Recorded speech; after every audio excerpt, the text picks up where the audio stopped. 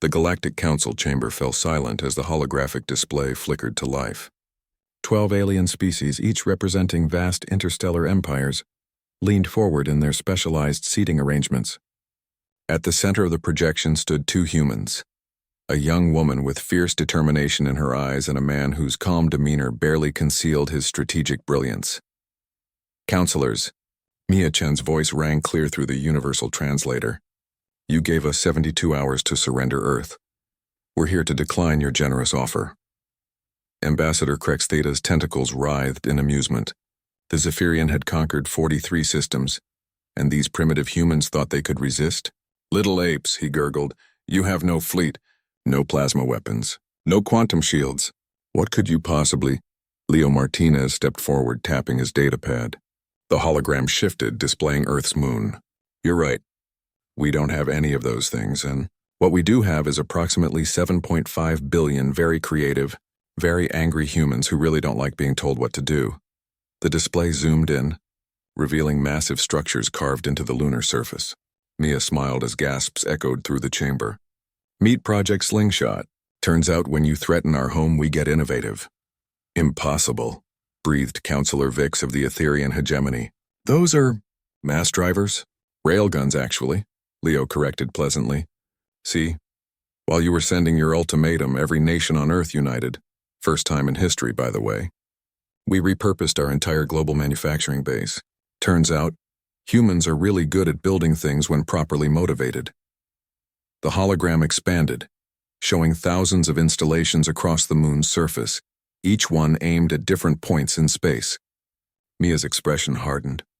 "Each launcher can fire a tungsten rod at 30% the speed of light. We've produced approximately 2 million projectiles.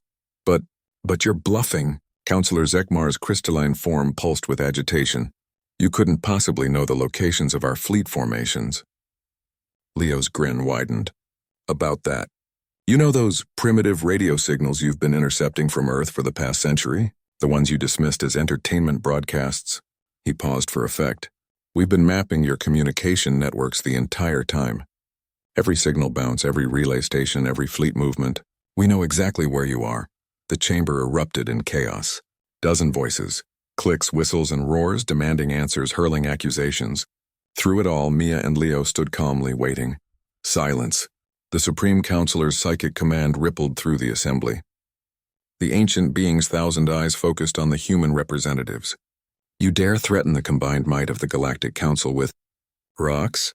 "Not just rocks," Mia interjected. "Really fast rocks. Your ships are designed to handle energy weapons. Shields that deflect plasma, armor that disperses laser fire. But kinetic weapons at relativistic speeds?" She shrugged. "That's just physics. And physics doesn't care about your technology level." Leo pulled up another display. "We've run the calculations. A single tungsten rod traveling at 0.3 C carries the kinetic energy of a 50-megaton nuclear device. Your biggest dreadnought has what, meter-thick quantum armor? Our projectiles will punch through it like tissue paper."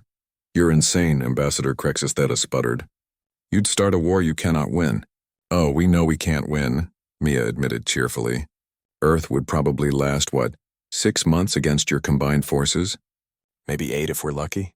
"But here's the thing," Leo added, his voice dropping to a dangerous whisper. "In those 6 months, we'll fire every single projectile we have. 2 million rounds targeted at your homeworlds, your colonies, your fleet bases, even at 30% accuracy.